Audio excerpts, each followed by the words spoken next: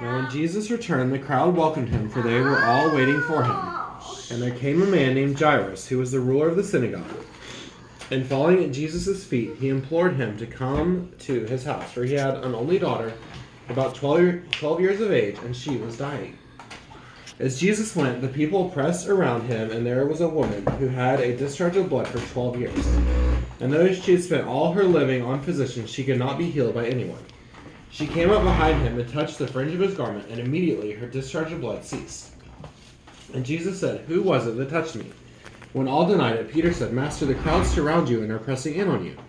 But Jesus said, "Someone touched me, for I perceive that power has gone out from me." And when the woman saw that she was not hidden, she came trembling, and falling down before him, declared in the presence of all the people why she had touched him, and how she had been immediately healed. And he said to her, "Daughter, your faith has made you well. Go in peace."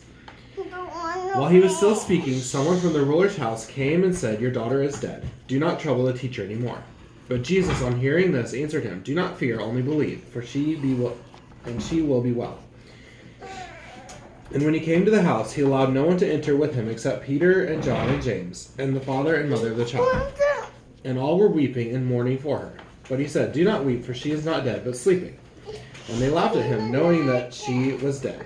But taking her by the hand, he called, saying, "Child, arise."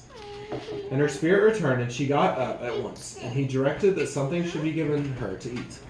And her parents were amazed, but he charged them to tell no one what had happened. This is the word of the Lord. Thanks be to God.